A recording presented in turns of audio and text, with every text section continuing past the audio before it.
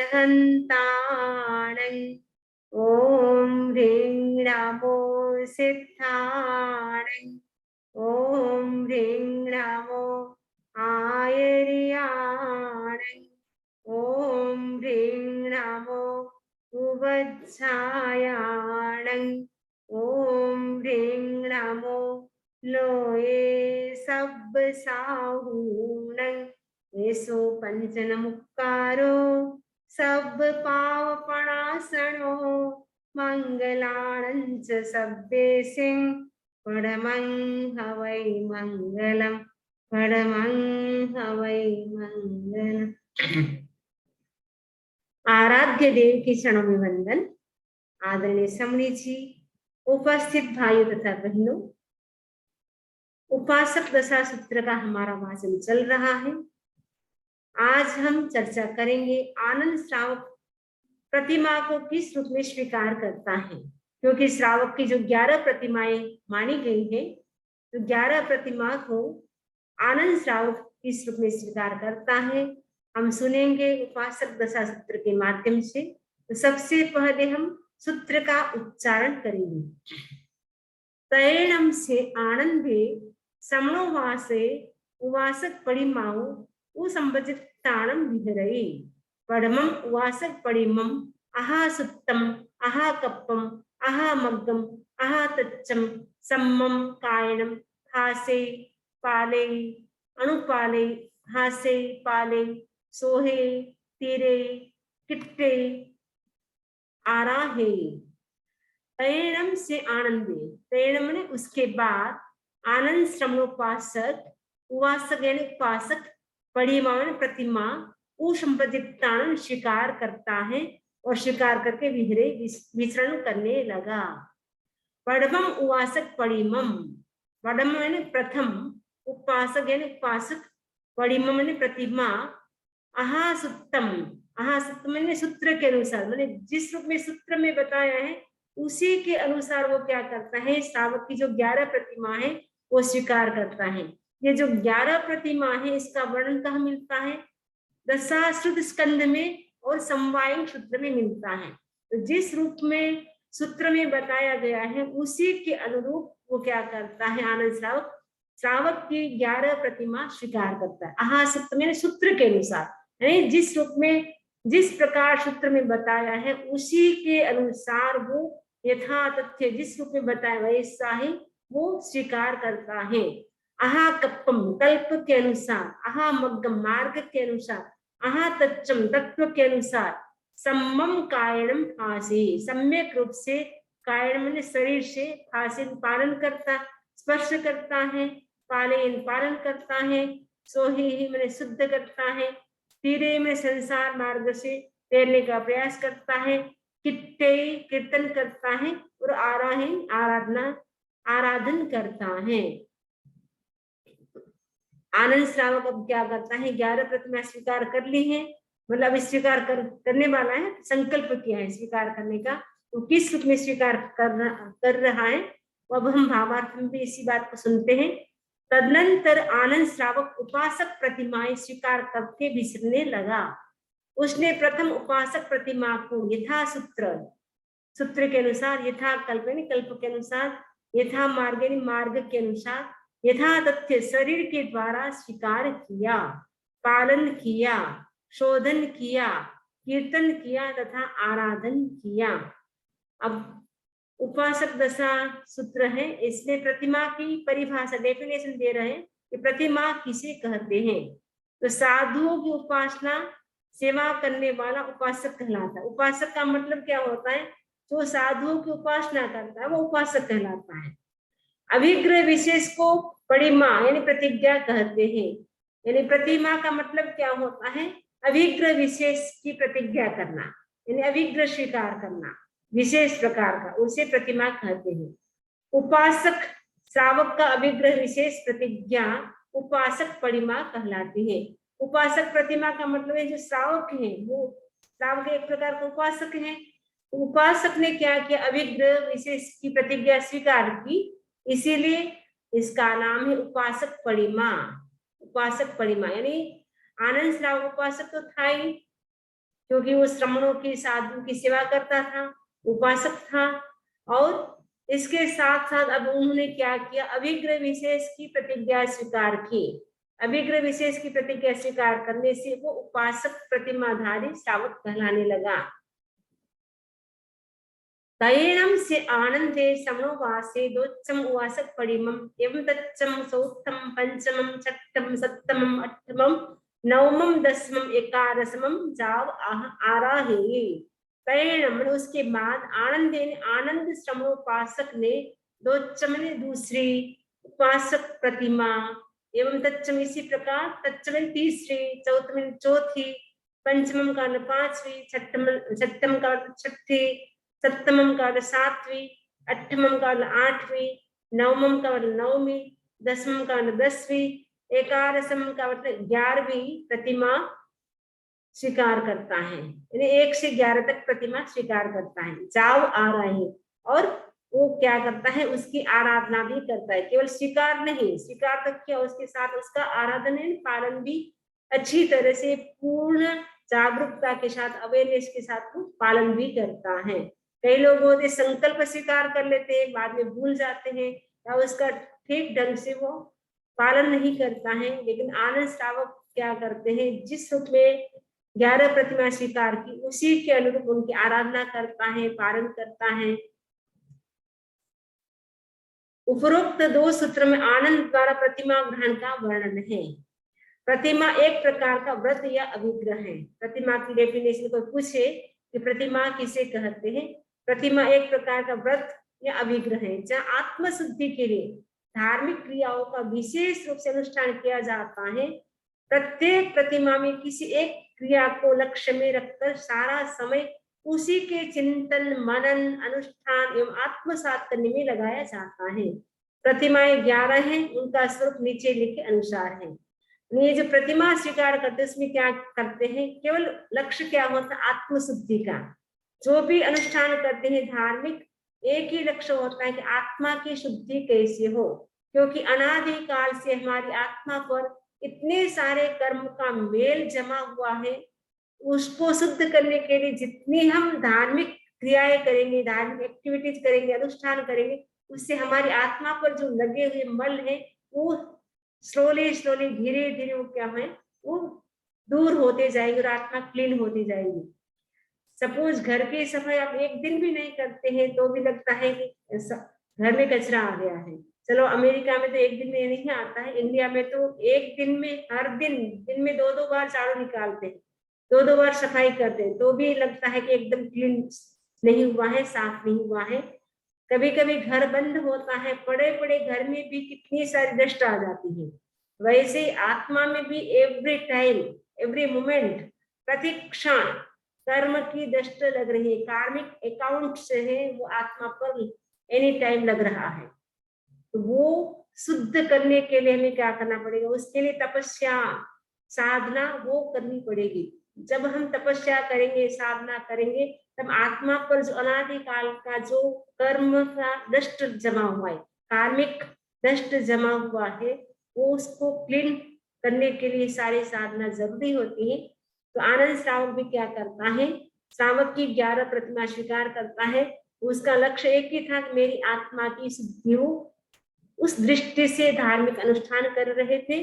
और प्रतिमा में करना क्या होता है, जो प्रतिमा स्वीकार करते हैं उसी में उनका ध्यान होता है, चिंतन मनन, वो जो भी अनुष्ठान करते हैं। बस स्वाध्याय करते स्वाध्याय में ध्यान, जप करे तो जप में ध्यान, माला करे माला में ध्यान, मेडिटेशन करे मेडिटेशन, बस एकदम कंसंट्रेट होकर के वो करते हैं। ऐसा नहीं सामायिक करे स्वाध्याय करे मन इधर उधर घूम रहा, ऐसा नहीं, उसी में लीन हो जाते हैं। तो आनंद श्रावक ने भी 11 प्रतिमा स्वीकार की और उनका स्वरूप अब बता रहे हैं कि 11 प्रतिमा कौन सी है, उनके उन प्रतिमाओं में क्या क्या करना होता है वो अब बता रहे हैं। तो सबसे पहली प्रतिमा का नाम है दर्शन प्रतिमा। आप नाम याद कर लेंगे, दर्शन प्रतिमा। दर्शन का मतलब क्या होता है, श्रद्धा, फेथ, श्रद्धा या दृष्टि। हमारी दृष्टि कैसी, सम्यक दृष्टि या मिथ्या दृष्टि। दर्शन का मतलब श्रद्धा होता है।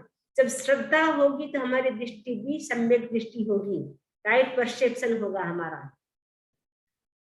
आत्म विकास के लिए सर्वप्रथम दृष्टि का ठीक होना आवश्यक है। हमारा आत्मा का विकास, आत्मा की प्रोग्रेस कब हो सकती है? जब हमारी दृष्टि सही हो, जब हमारा देखने का नजरिया सही हो, एटीट्यूड हमारा सही हो, तब क्या है, जो भी हम अनुष्ठान करते हैं उसकी सार्थकता है, सफलता है। यदि हमारे पास सम्यक दृष्टि नहीं है, फिर हम कितना ही अनुष्ठान कर ले, उतना लाभ नहीं होता है। एक सम्यक दृष्टि होता है वो मात्र नवकाशी तक करता है, और एक मिथ्या दृष्टि होता है वो 6 महीने तक कंटिन्यू तपस्या करता है। दोनों को बराबर लाभ मिलता है। एक तो केवल नवकाशी तक कर रहा है और एक 6 महीने तक कंटिन्यू तपस्या कर रहा है, तो दोनों को लाभ बराबर हुआ। इसका मतलब क्या हुआ, जो सम्यक दृष्टि होता है वो श्वासोच्छ्वास की प्रक्रिया में, श्वास लेना छोड़ना, उसमें जितनी वो निर्जरा कर सकता है उतना मिथ्याति 6 महीने तक साधना करके भी उतनी निर्जरा नहीं कर सकता है, क्योंकि उसके पास सम्यक्त्व नहीं है। इसीलिए उसकी श्रद्धा विपरीत भी हो सकती है।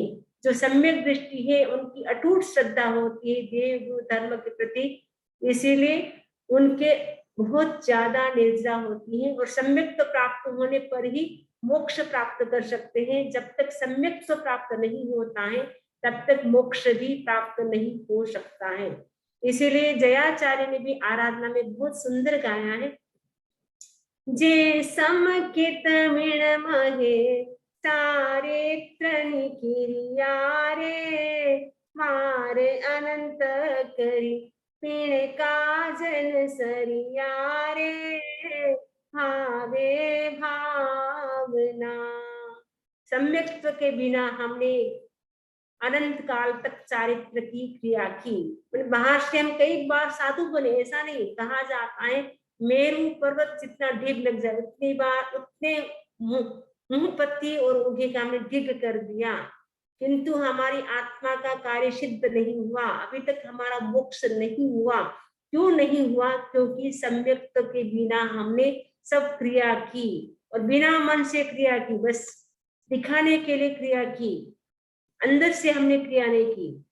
आत्मा को लक्ष्य बना करके हमने क्रिया नहीं की, केवल दिखाने के लिए की।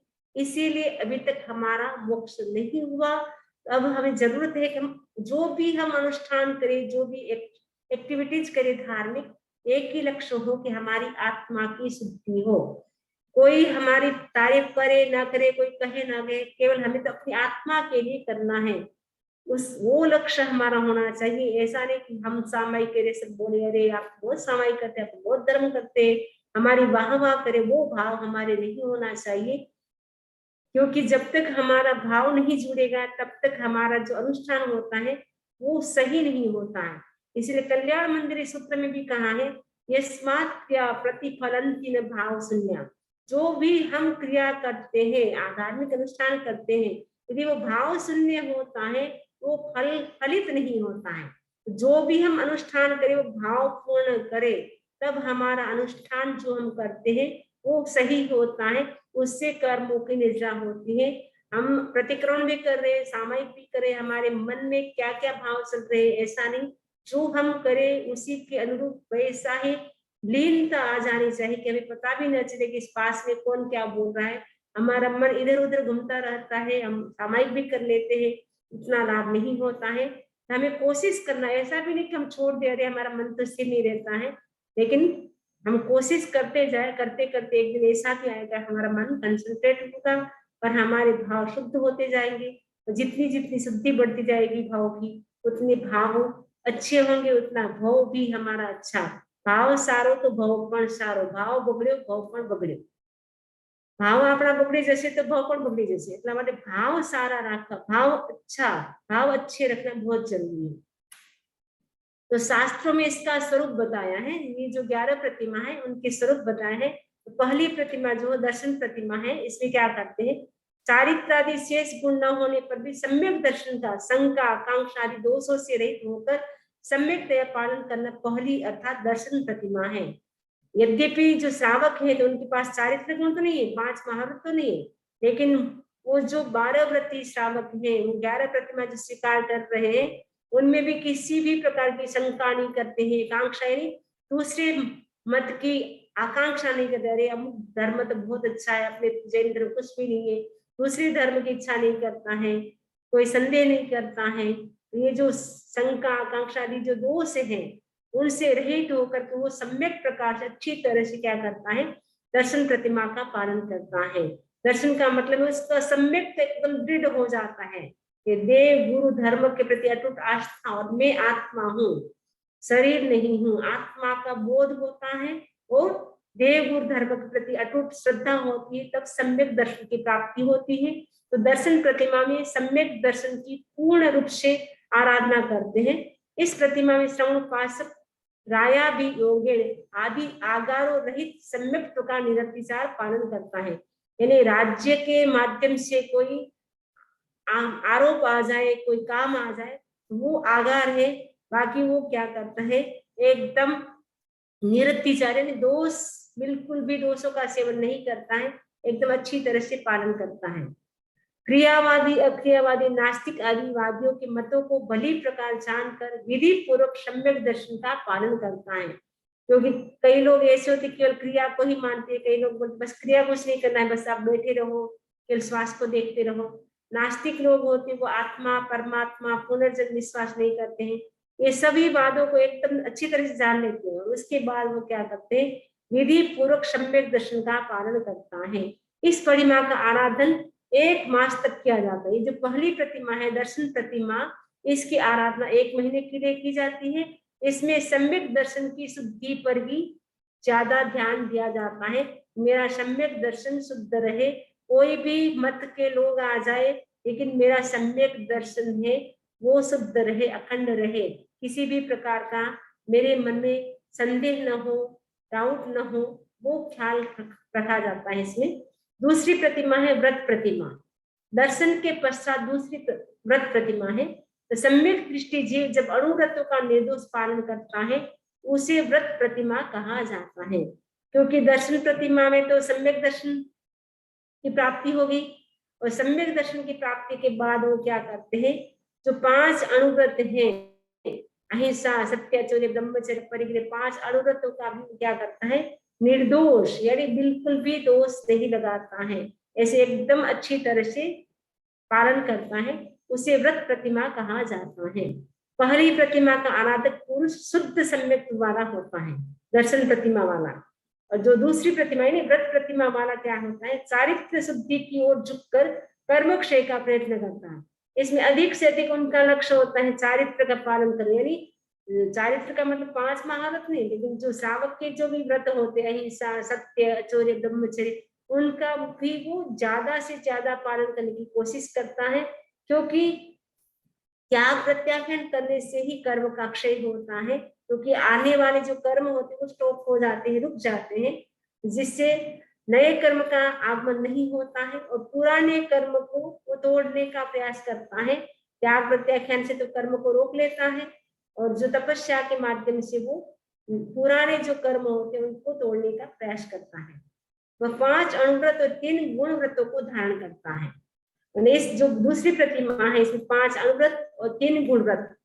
3 गुण व्रत कौन सी है, दिशा, 6वां दिग्व्रत, 7वां उपभोग परिभोग परिमाण व्रत और 8वां अनर्थ दंड निर्माण व्रत। इन 8 व्रतों का वो क्या करता है, पालन करता है। 5 अणुव्रत और 3 गुण व्रत इनको धारण करता है।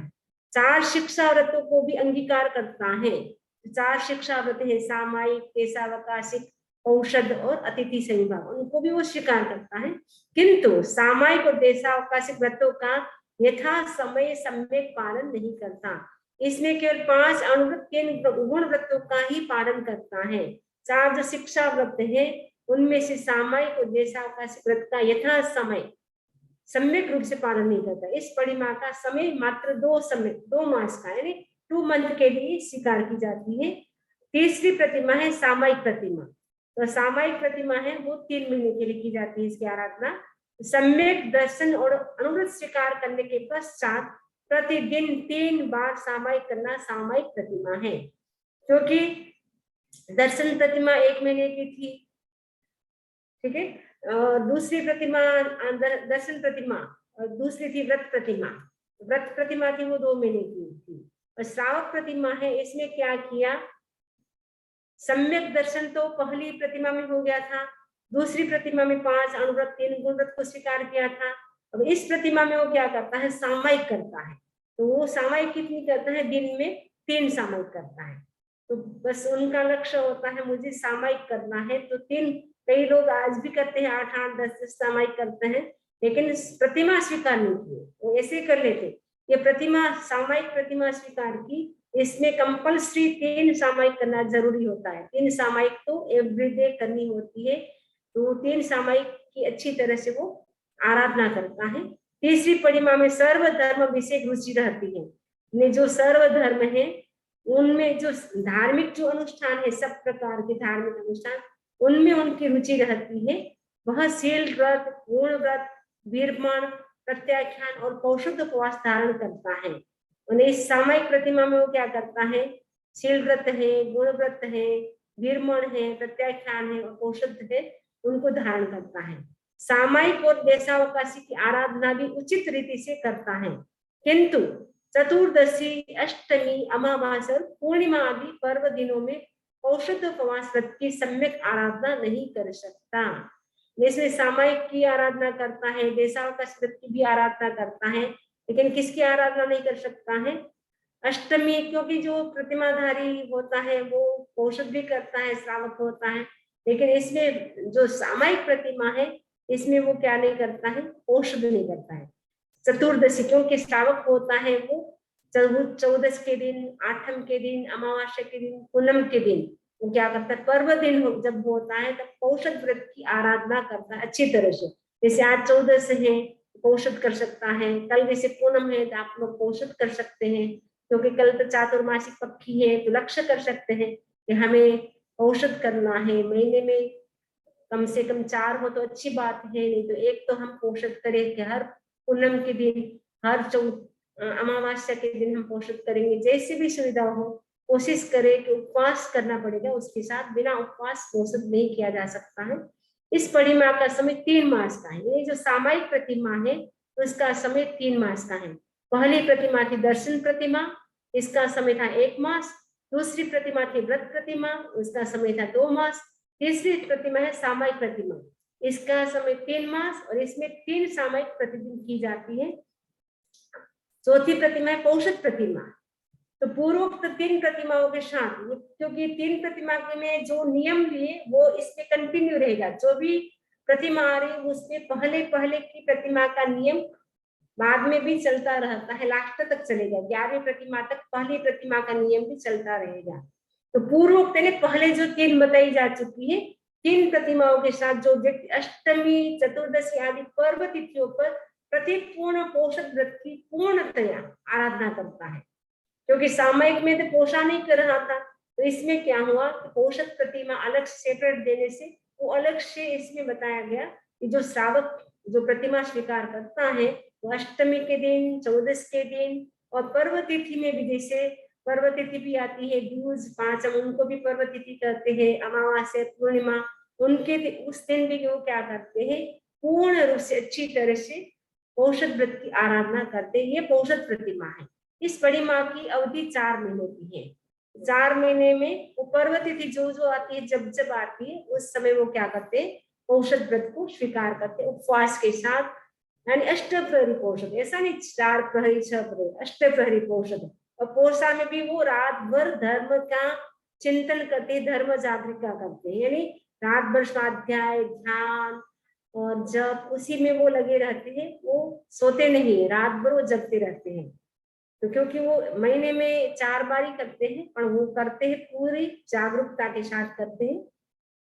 5वीं प्रतिमा है कायोत्सर्ग प्रतिमा। कायोत्सर्ग का अर्थ है शरीर का ध्यान, अर्थात कुछ समय के लिए शस्त्र वस्त्र आदि का ध्यान छोड़कर शरीर वस्त्र आदि का ध्यान छोड़कर मन को आत्मचिंतन में लगाना। कई बार क्या होता है, व्यक्ति का मन शरीर पर सबसे ज्यादा होता है, क्योंकि हमें सबसे ज्यादा मोह किसके ऊपर होता है, शरीर के ऊपर होता है। क्यों? क्योंकि 24 आवर्स हम शरीर के साथ रहते हैं, इसलिए शरीर को थोड़ा सा भी कुछ होता है तो हमारा ध्यान बार बार जाता है, अरे सिर दुख रहा है, अरे पेट दुख रहा है, अरे अरे ऐसा हो रहा है, बार बार शरीर पे ध्यान जाता है, क्योंकि अनादिकाल के संस्कार है, शरीर धारण करने का। हर जन्म में शरीर हमें मिलता रहता है, जिस जैसा शरीर मिलता है उसके प्रति हमारा अटैचमेंट हो जाता है, राग हो जाता है, मोह हो जाता है। सपोज कीड़ा भी बन जाता है तो कीड़ा को भी अपने शरीर के प्रति अटैचमेंट होता है, इसलिए कभी कभी आप देखते हैं उसको पकड़ करके आप सोचे बाहर इसको बचाने के लिए बाहर फेंके रख दे, लेकिन वो पकड़ में नहीं आएगा, इधर उधर भागेगा, क्योंकि उसको भी जीने की इच्छा है, वो भी मरना नहीं चाहता है। जिस योनि में जीव चला जाता है उसी योनि में वो आसक्त हो जाता है, वहीं रहने की कोशिश करता है, क्योंकि उसका शरीर के प्रति लगाव हो जाता है। तो इसीलिए इसमें बताया गया कि शरीर वस्त्र आदि का ध्यान छोड़कर मन को क्या करना, आत्मचिंतन में लगाना है। इस प्रकार रात भर ध्यान का अनुष्ठान करना काया सर्प प्रतिमा।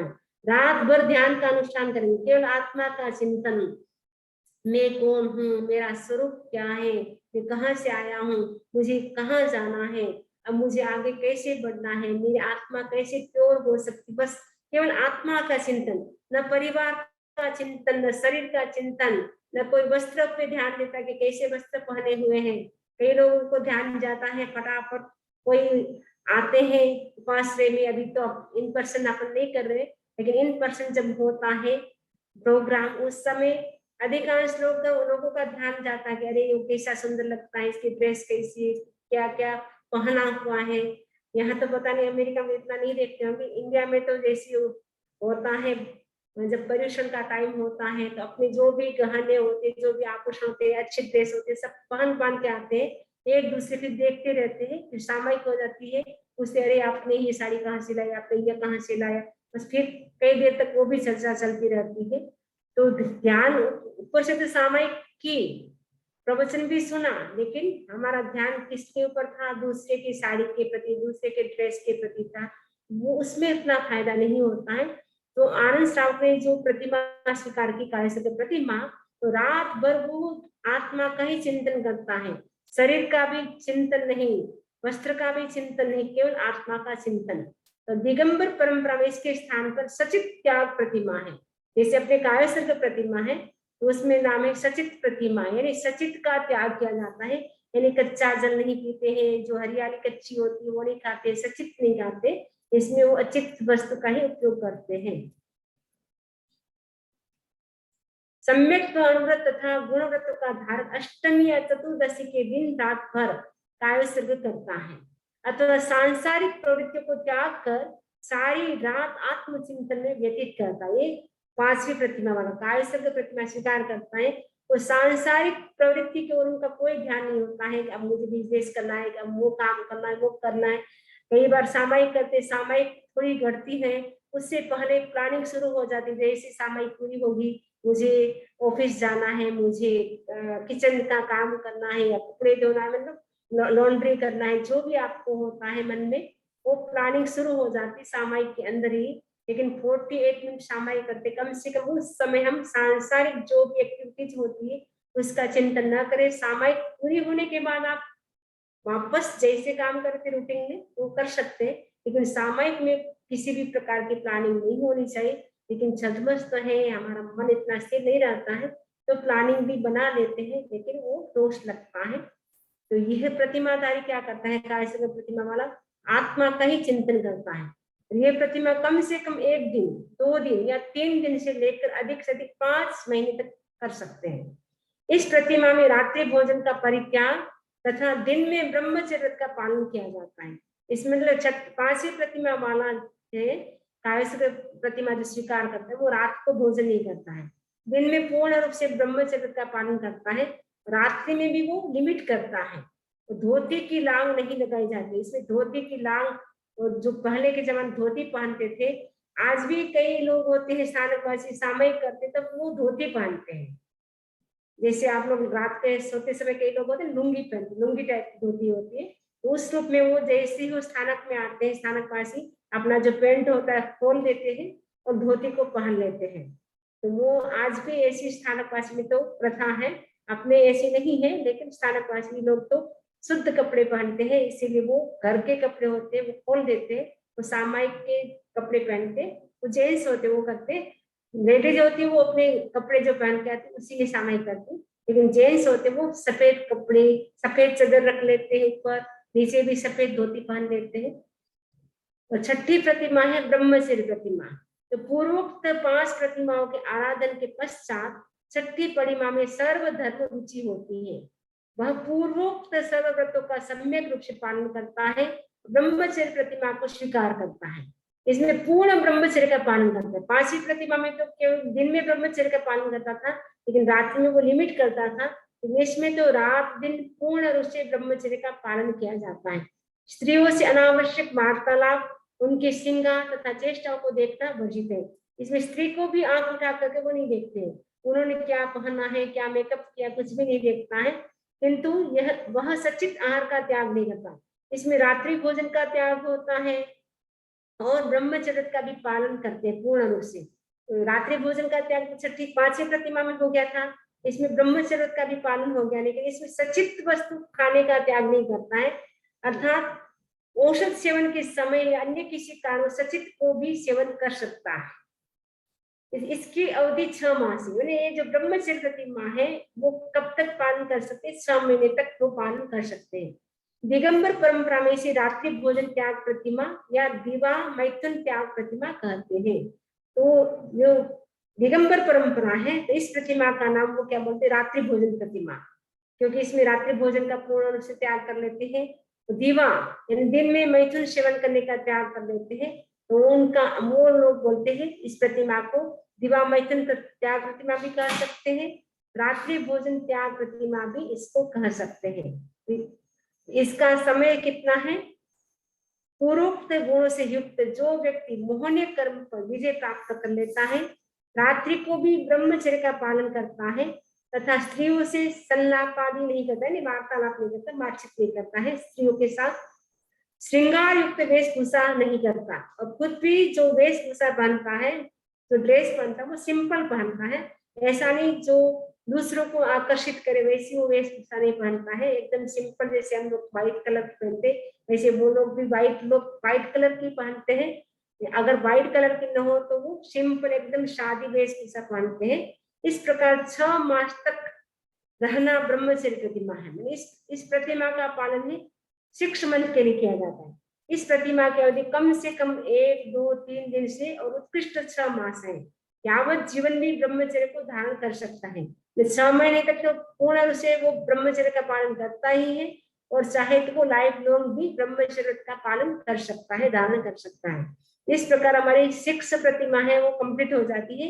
11 है, तो इसमें से 5 प्रतिमा बाकी है। तो अभी हमारा टाइम पूरा हो रहा है, 5 मिनट का टाइम है। किसी को कोई प्रश्न पूछना हो तो इसी आशा के साथ ओम अरहम, ओम अरहम। वंदा में मेरा एक क्वेश्चन है कि हमारे साथ आज गूगल के साथ बात हुई तो एक